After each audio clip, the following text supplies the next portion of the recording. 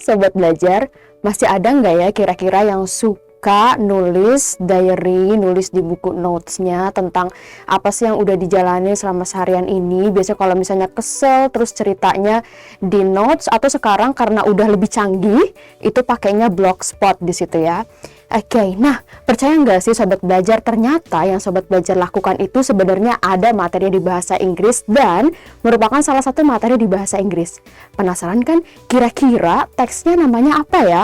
Terus apa sih yang membedakan teks yang berbicara tentang personal experience dengan yang lain? Penasaran kan? Nah, kalau gitu jangan kemana-mana, continue watching up to the end of this class, karena sekarang belajar itu mudah, ayo belajar! Jangan lupa belajar, karena sekarang belajar itu mudah. Ayo belajar! Hai Sobat Belajar, Rizka here and welcome to English class. Wow, Sobat Belajar. Nah, Sobat Belajar pernah nggak sih nulis, atau biasanya kalau misalnya lagi kesel, itu menumpahkan emosinya, let out of the emotional things, itu dengan menulis. Oke, nah menulisnya kalau dulu, karena aku anak 90-an itu masih nulisnya di diary. Nah sekarang karena udah mulai canggih, so many digital stuff. Nah sekarang udah bisa di bentuk-bentuk yang digital ya, bisa di blogspot or anything. Nah Sobat Belajar, ternyata apa yang Sobat Belajar lakukan itu, curhat itu sebenarnya juga ada materinya di bahasa Inggris. Nah namanya itu adalah recount text. Nah di sini kelihatan ya Sobat Belajar, namanya recount text. Nah dari kata-kata re itu Sobat Belajar bisa tahu ini adalah tentang hal-hal yang diceritakan kembali.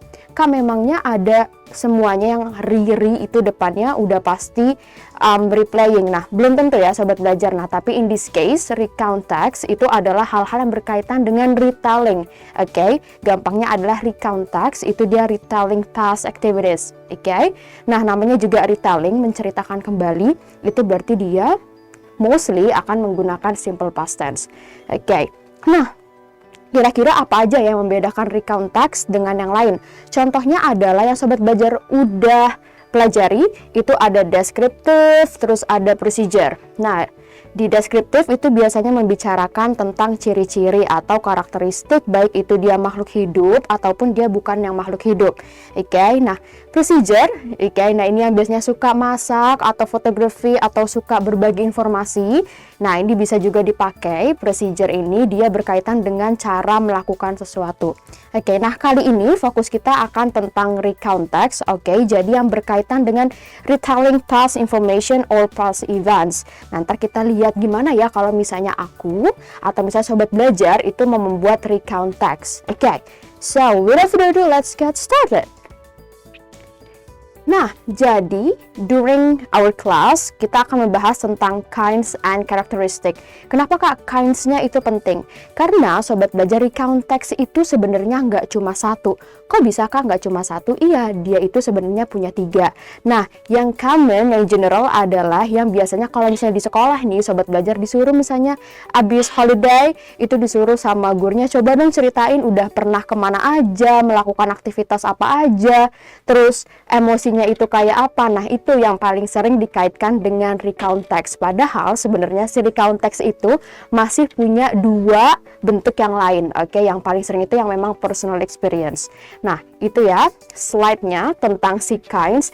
Dan yang kedua adalah yang characteristic. Nah ini yang tadi Kak Rizka bilang, karena kita mempelajari banyak teks dalam bahasa Inggris. Nah si recount text ini dia juga punya karakteristik yang membedakan dia dengan yang lain. So once you get into a text, nah nanti kalau misalnya ada language features, ada karakteristiknya yang model kayak gini, itu Sobat Belajar udah bisa langsung di text kalau itu adalah recount text. So apalagi yang Kak Rizka punya di sini? Nah ini dia sebenarnya adalah 3 kinds of recount text yang sebenarnya Sobat Belajar itu perlu tahu, atau ini untuk add up your knowledge. Yang pertama adalah factual recount. Kak, recount ada yang factual ya? Iya. Nah ini dari namanya aja Sobat Belajar bisa lihat factual, dari kata fact. Here ini factual. Oh, kita ganti dulu warnanya biar kelihatan. Nah dari kata-kata fact, nah ini berarti berkaitan dengan fakta. Nah ini biasanya nanti berkaitan dengan 5Wh, 5W1H. Nah di sini dia factual recount. Kak, kayaknya kalau factual recount aku udah tahu deh yang sering ada 5W1 hanya itu apa, dan yang berkaitan dengan fakta-fakta terkini itu apa. Disimpan dulu ya, nanti kita bahas lagi. Ini factual recount contohnya apa. Oke, next we have personal recount. Nah, ini yang tadi Kariska bilang dan yang sering Sobat Belajar lakuin juga. Personal recount itu yang berkaitan dengan hal-hal yang memang Sobat Belajar sendiri itu lakukan. Oke, dan ini biasanya berkaitan dengan holiday atau emotional thing, emotional stuff. Oke, nah ini dia personal. Oke, dia berkaitan dengan memang yang Sobat Belajar lakukan atau yang memang Sobat Belajar alami. Oke, and next, imaginative. Oke, siapa yang suka berhayal kalau misalnya disuruh bikin personal recount? Nah, ternyata dia itu bisa masuk di personal recount, or if you ought to be honest, itu bisa di imaginative recount. Oke, jadi so we have three kinds of recount text. Ada factual recount, ada personal recount, ada imaginative recount. Nah, gampangnya adalah untuk bikin abbreviationnya itu ada FPI. Oke, karena biasanya FBI, sekarang namanya FPI when it comes to recount text. Oke, jadi Sobat Belajar punya tiga ini. Sebenarnya it's not limited to personal recount, but you also have a factual recount and imaginative recount. Nah, kalau yang tadi diingat lagi ya, kalau misalnya factual recount itu yang berkaitan dengan fakta, while personal recount itu yang berkaitan dengan personal experience. Itu Sobat Belajar bisa langsung lihat dari personalnya. Dan juga imaginative recount langsung dari kata-katanya imaginative, berarti itu yang berkaitan dengan sesuatu yang berhayal, imajinasi. Nah, contohnya kayak apa? Sekarang kita lihat ya. So first we're going to look at factual recount examples. Nah, ini dia. Nah, yang tadi udah Kariska bilang, karena dia namanya factual recount, so we will deal with this type of text. Oke, namanya factual recount text, tapi dia ada contoh-contohnya. Nah, yang ini, scientific research. Ini kalau misalnya Sobat Belajar melakukan eksperimen, nah terus untuk melaporkan eksperimennya, itu kan namanya scientific research, oke, karena berdasarkan scientific things, nah dia belongs to factual recount, oke, karena scientific research itu misalnya direkam atau memang sesuai dengan scientific, bisa dibuktikan kebenarannya, oke. Yang kedua adalah news. Nah, ini yang paling gampang, ya kan, karena tadi Kariska sudah menyebutkan 5U's, 5W's, and 1H. Nah, ini news, dia juga belongs to factual recount. Oke, nah ini yang sebenarnya dia bisa berdiri sendiri, tapi faktanya sebenarnya dia juga masuk ke dalam factual recount. Oke, dan yang terakhir police report. Police report not really lost, tapi ini juga termasuk ke contoh si factual recount. Oke, jadi dari tiga contoh factual recount ini Sobat Belajar bisa tahu kalau yang namanya factual recount itu memang dia yang berkaitan dengan fakta. Ya, Sobat Belajar kayak scientific research itu memang sesuai, ada step-stepnya dan juga berdasarkan science. Nah, terus yang news memang dilaporkan berdasarkan kejadian yang ada, nggak mungkin ya dia berhayal, oke.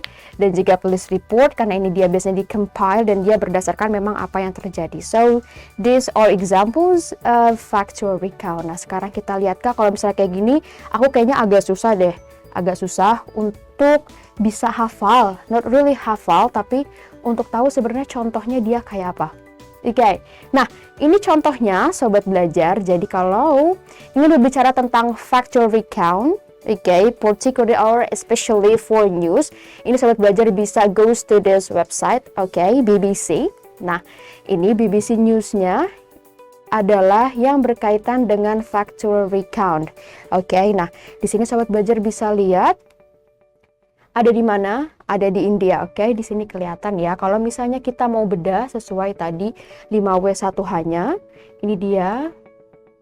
Where-nya ada di India, oke. Nah, sekarang kita lihat ini berkaitan dengan vaccine concern over rushed approval for India COVID jab.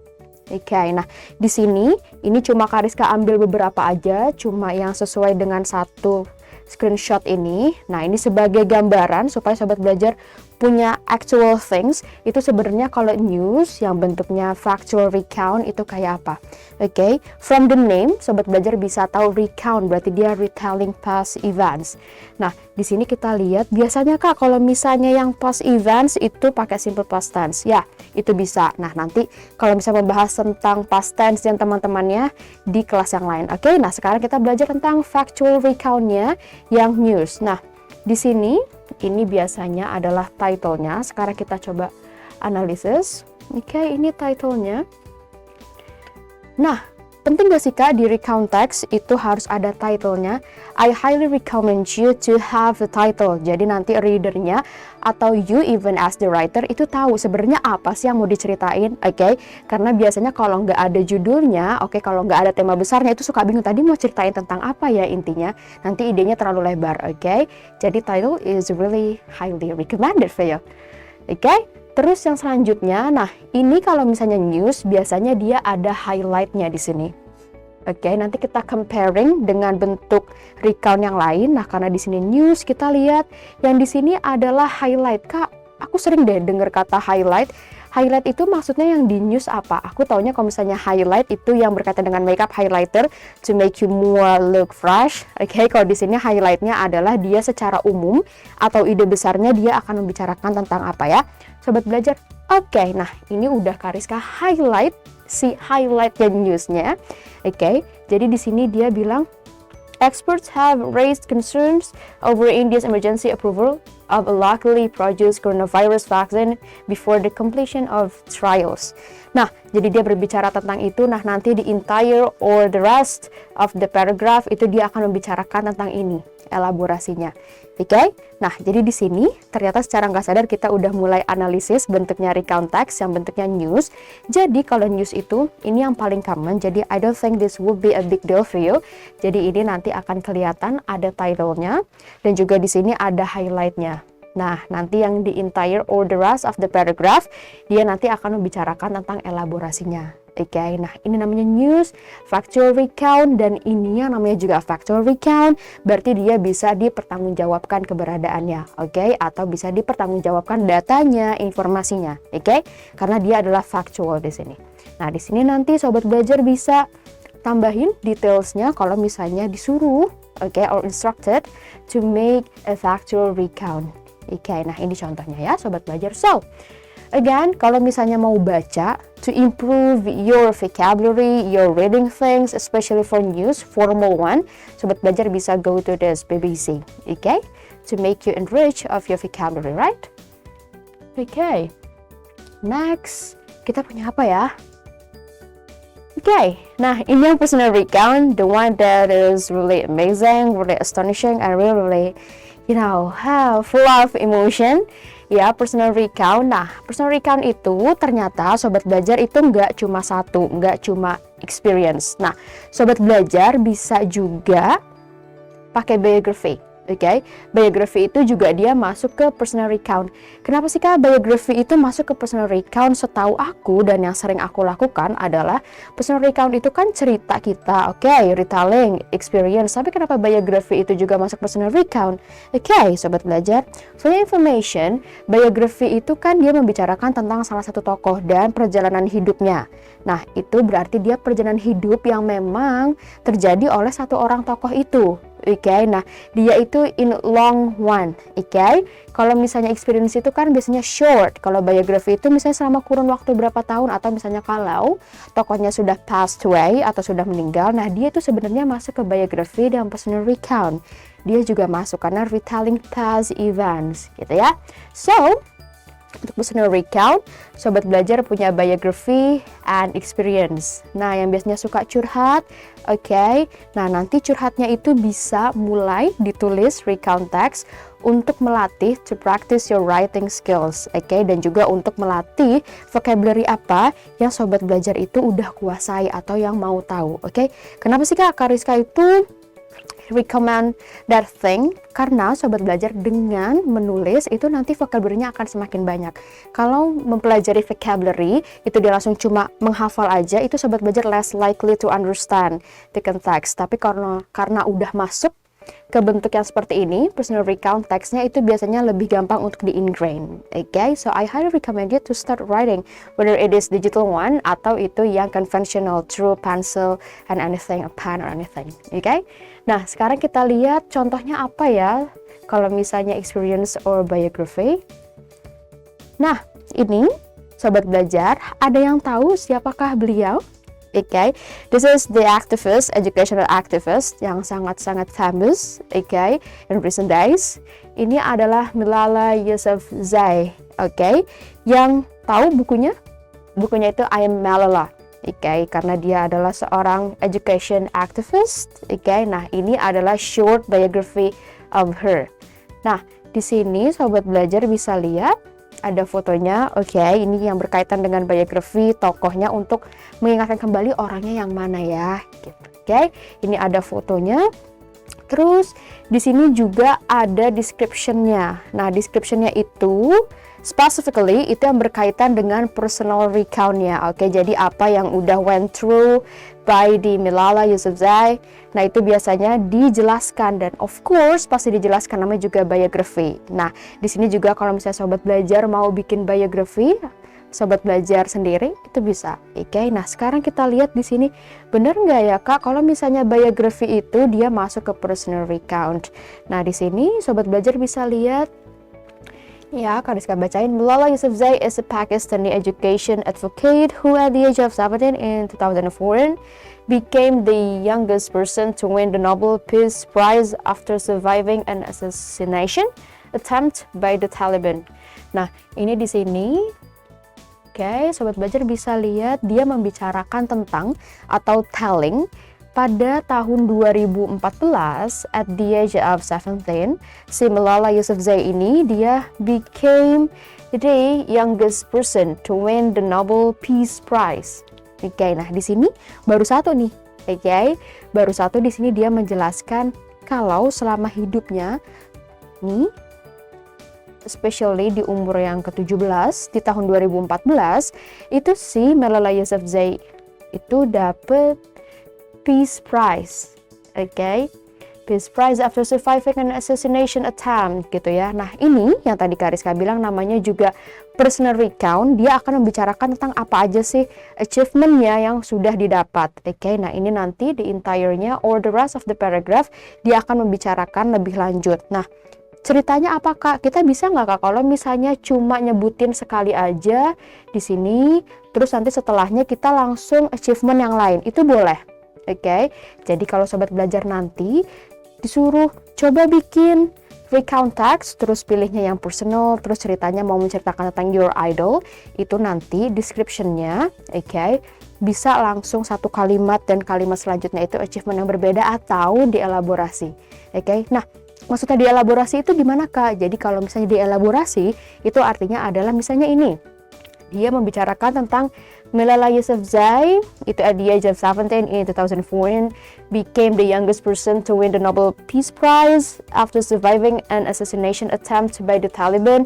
Itu misalnya diceritain Taliban itu siapa, oke, terus struggle-nya si Malala itu dia setelah dapet ini Nobel Prize-nya dia apa, atau sebelumnya perjuangan dia sebelum dapat Nobel Prize itu dia seperti apa, itu juga boleh, oke? Jadi sobat belajar nanti kalau menulis ini bisa dengan dua cara, oke? Yang pertama ada langsung kalimatnya, dia langsung achievement 1, 2, 3, and 4, and so on and so forth, atau dia nanti dielaborasi, that's fine. Tapi Kak, kalau menurut Kak Rizka bagus yang mana? Oke, me personally akan lebih recommend yang dia dijelaskan lebih jauh. Oke, jadi jelas nih kenapa sih misalnya contohnya si Malala Yousafzai ini dia dapat Nobel Prize. Oke, terus struggle-nya itu seperti apa, so it will be more interesting, right? Oke, nah ini dia contohnya si personal recount yang biography. Oke, terus ada satu lagi yang belum. Nah, imaginative recount, namanya juga imaginative. Oke, jadi yang namanya imaginative, something related to imaginary activities or experiences. Oke, jadi ini sobat belajar yang senang berhayal, oke, nah ini bisa ditulis recount text-nya. Nah, dia akan belongs to imaginative recount yang berkaitan dengan imaginary activities or experiences. Oke, jadi misalnya berhayal udah pernah punya sayap, terus sayapnya patah, oke, dulu, gitu ya. Nah, ini bisa ditulis namanya imaginative recount, oke, imaginary activities or experiences. Oke, nah, tadi kita udah membahas tentang kinds of recount text. Ada yang factual, ada yang personal, dan juga yang ini ada yang imaginative. Oke, Kak, biasanya kalau bahasa Inggris teksnya itu ada yang namanya language features dan juga generic structure. Recount text ada nggak ya, Kak? Ada dong, pastinya. Kita lihat. So, here comes the generic structure of recount text. Oke, jadi untuk recount text, sobat belajar, dia itu ada ini generic structure-nya. Yang pertama ada orientation, next we have events, terus last but not least we have reorientation. Oke, nah ini yang berkaitan dengan recount text. Kak, coba dong jelasin orientation itu apa, events itu apa, reorientation itu apa. Well, sobat belajar yang namanya orientation, oke, ketahuan ya, dan namanya orientation, orientasi itu yang berkaitan dengan pengenalan, introducing something. Oke, jadi orientation ini dia yang awal-awal, namanya juga pengenalan. Oke, yang paling gampang kita ambil contohnya personal experience. Oke, so it is really close to you ya. Nah, yang orientation itu misalnya bilang last time I experienced something terrible. Nah, itu dia sebagai orientation. Jadi, nanti sisi readernya ini udah dapat bigger picture kalau misalnya apa yang dijelaskan sama si writer itu akan berkaitan dengan ini. Nah, itu biasanya dia yang awal-awal, orientation. Nah, orientation ini kalau sobat belajar bikin recount text itu dibikin yang semenarik mungkin karena dia akan menjadi sebuah hal yang akan menentukan apakah recount text-nya itu bagus atau enggak, gitu ya. Oke, nah orientation intinya adalah instead of interesting or not, itu ada yang berkaitan dengan pengenalan. Oke, introducing something. Oke, in bigger picture. Nah, next, events. Events ini namanya juga events, oke, yang berkaitan dengan peristiwa. Ini kalau sobat belajar berkaitan dengan events, itu berarti sobat belajar ceritakan event pertama, misalnya terrible-nya pertama adalah kepleset gitu ya, slipped gitu. Events, yang pertama slip, terus yang kedua late, came to school gitu ya. Terus yang terakhir adalah ternyata lupa bawa homeworknya. Nah, itu eventsnya. Jadi events 1, 2, and 3 dia berkaitan dengan peristiwanya. Apa aja yang sobat belajar mau ceritakan eventsnya. Nah, yang ketiga, last but not least, reorientation. Nah, reorientation ini similar to, kind of conclusion. Jadi di sini akan berkaitan tentang akhirnya sobat belajar itu merasakan apa. Oke, seperti recap. Oke, nah itu adalah reorientation. Alright, so you have these three things. When it comes to generic structure of recount text, you have orientation, okay, as introduction of something that you are going to tell. And next, you have events, like the series of events that you would like to talk about. And next, ada reorientation, jadi recap, pengenalan kembali, okay? Something related to emotion one, atau mengingatkan kembali kalau apa sih yang tadi writer itu jelaskan, itu akan slightly dijelaskan kembali di reorientation. Nah, generic structure udah, sekarang kita akan membahas tentang language features. Oke, ini ya yang perlu diperhatikan language features-nya. So at least you have these 3 points.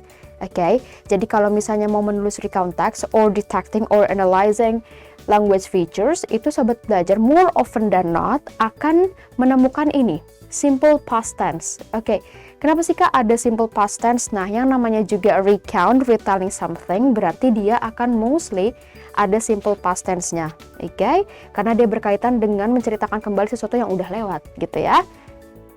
Nah, next ada action verbs. Nah, yang jelas dia pasti ada verbs-nya. Nah, action verbs-nya ini adalah yang more commonly found dalam recount text, yang berkaitan dengan action. Contohnya adalah played, gitu ya. And next, conjunction. Nah, conjunction ini dia yang berkaitan dengan events, after that, and, gitu ya. So, your text will be so amazing. Nah, sekarang kita lihat tadi karena udah ada generic structure-nya, ada language features-nya, kita coba lihat yang dua ini. Oke, nah dari yang dua ini, sobat belajar kita lihat in really fast way. Kita bisa lihat di sini yang tadi udah dibahas. Ini adalah highlight-nya. This can be regarded as orientation. Nah, ini nanti di orientation-nya, terus nanti karena ini kepotong, yang di bawahnya adalah reorientation, dan ini adalah events-nya. Sekarang kita lihat di sini.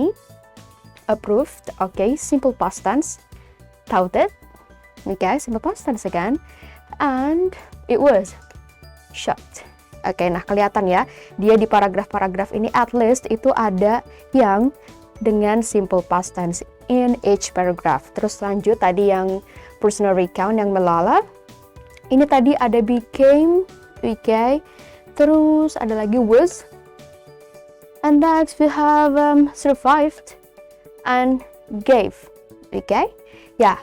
So this is the first thing of recount text. Jadi nanti sobat belajar yang paling kelihatan dari recount text adalah dia akan didominasi dengan simple past tense. Kenapa itu penting? Karena dia berkaitan dengan retelling something. Oke? Ya, sobat belajar ini adalah contohnya. Kalau yang ini tadi factual recount, itu yang berkaitan dengan news, yang ini dari BBC. Kalau yang ini dia Malala Yousafzai, ini personal recount, itu yang biography. Oke, kan tadi ada dua. Personal experience-nya, ini yang biography. Satu lagi experience, itu sobat belajar bisa bikin sendiri. Okay, so that's our class for recount text. So, for recapping, kita tadi udah belajar tiga hal. Nah, tiga hal yang berkaitan dengan kinds of recount text. Yang pertama ada factual, ada personal, dan juga imaginative. Terus kita juga belajar tentang generic structure-nya. Ya, sobat belajar, yang pertama ada orientation, ada events, dan reorientation. Nah, next, last but not least, language features-nya itu dia at least ada simple past tense, ada action verb, dan juga conjunction. Okay? So, sobat belajar jadi udah tahu ya recount text itu pembedanya dengan teks-teks yang lain, terus dia contoh-contohnya ada apa aja dan gimana sih cara membuat recount text-nya, dan untuk mendeteksi, to analyze, apa aja sih yang termasuk ke recount text. Gimana sekarang udah mulai kelihatan ya, udah mulai gampang untuk mencerna atau mendiagnosa mana yang sesuai dengan recount text, mana yang bukan. Oke, sobat belajar, karena sekarang belajar itu mudah, ayo belajar. Jangan lupa belajar, karena sekarang belajar itu mudah. Ayo belajar!